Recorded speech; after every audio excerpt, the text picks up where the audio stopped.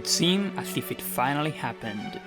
The Sonic 35th anniversary is now complete, with the announcement of its brand new game, with absolutely no improvements over the original, a massively insane $60 price, and the incredibly exciting achievement of being real.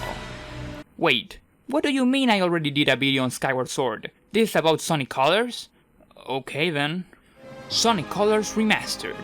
The rumor came in like it's anyone's business and flooded the internet with discussion. I really don't wanna get all fact-huntery here. As far as I'm concerned, these rumors hold as much credibility as the 20 Switch Pro rumor we had this week. But I'm willing to put that past me since it isn't really what I want to talk about. That being, why I think it is necessary for this remaster to happen, which may or may not make a lot of sense to you. We're waiting for the big, new 30th anniversary game from Sega. Why would we care about a port of a 10-year-old game that's not even good? Wait, who said Sonic Colors isn't good? What the? Okay, wait. We'll need to make some things clear here. This video will only make sense to you if you don't think Sonic Colors is a poo-poo game. Personally, I think the game is pretty good. I enjoy playing it all the way through, but the game is even more hated now than it was back in the day. So if you don't like the game and don't want any newcomer to the series thinking it should be like Colors, then I've got nothing to prove to you. Nothing I'll say will change your mind. However, if you think Sonic Colors is a decent game, just not your first pick, then I might do some giggling with your thought process. First of all, I wanna state that getting ports of old games will not mean we won't get new ones. Sega either is or isn't developing a new Sonic game regardless of how many ports they make. It's true that some franchises like, for example, Donkey Kong Country have been starving for games, because someone chose to port Tropical Freeze to the Switch and leave the franchise dormant for the rest of the console generation. However, we already know we're getting a new game, we've been told so do not fear in that regard.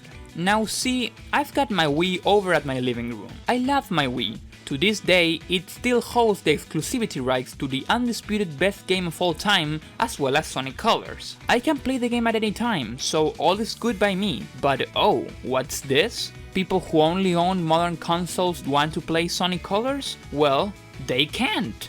If they could, maybe they'd love it, which means more support for the franchise, which means Sega may want to make more games. Even if I don't see a lot of value in a port of Sonic Colors, I really think what it represents is massive. It doesn't have to stop at Colors. Maybe they could then do the adventure games, Heroes, Unleashed, Generations, even Lost World. If Nintendo can sell N64 era games, then Sonic should have no problem selling those. Which begs the question, why Sonic Colors specifically? I mean, what does it have that should warrant it being the new hot Sonic port? Well, maybe one or two things. For starters, it's the least accessible game nowadays, at least from the ones that don't suck. Most Sonic games are on Steam, and Unleashed can be played on an Xbox Series X. Colors? Just on Wii. Porting it to modern platforms ensures the game doesn't get lost in time, like so many others have in the past.